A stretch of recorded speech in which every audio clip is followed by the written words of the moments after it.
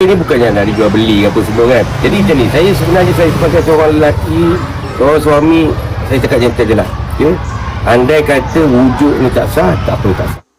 Bekas suami kepada penyanyi Adira Suhaimi iaitu Datuk Seri Adnan Abu mengaku sedia untuk melepaskan semula bekas isterinya itu sekiranya prosiding pengesahan lafaz rujuk yang berlaku baru-baru ini diputuskan sah oleh mahkamah.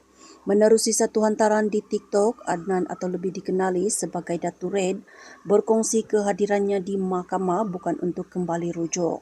Sebaliknya hanya bagi mendapatkan kepastian terhadap status lafaz berkenaan.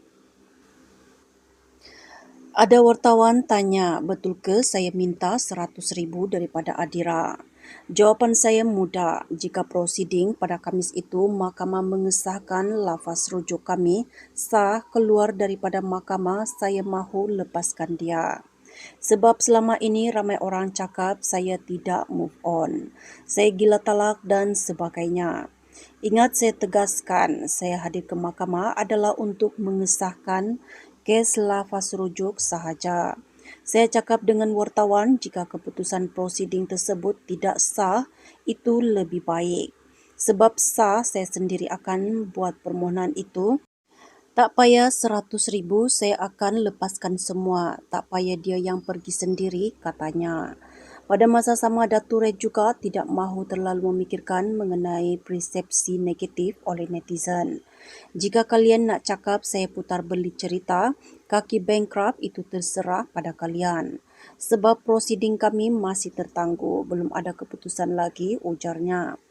Terdahulu kes pengesahan lafaz rujuk antara Adira dan Datuk Red yang difailkan di mahkamah masih belum menemui penyelesaian dan telah ditangguhkan kepada 25 Jun depan bagi proses seterusnya.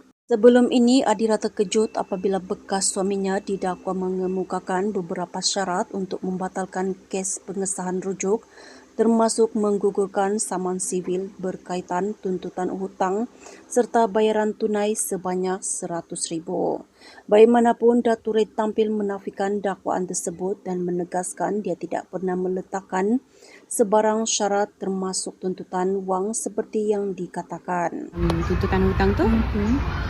Dan tambah lagi satu, dia nak saya bagi dia duit RM100,000 untuk dia batalkan dan juga rujuk ni lah. Dan batalkan rujuk ni lah. So itu adalah antara syarat yang dia bagi saya, tapi saya malangnya saya tak bersetujulah. Sebab saya fikir saya kerja pagi, petang, siang, malam. Saya ada 4 tanggungan dekat rumah dan saya rasa alhamdulillah saya tak pernah susahkan dia. Dan itu adalah tuntutan dia. Dan saya agak terkejut dan juga terkilan dan yelah dia sanggup cakap kan tergamaknya dia. Itu ayat dia sebenarnya tergamaknya dia. Sanggupnya dia bagi tuntutan macam tu terhadap bekas isteri dia yang bertungkus lumus, menjaga anak-anak dia kan tanpa susahkan dia pun sebenarnya. So itu adalah antara tuntutan yang dia bagi saya yang saya tidak bersetuju dan maka berlakulah bicara dekat dalam bicara dekat dalam tadi.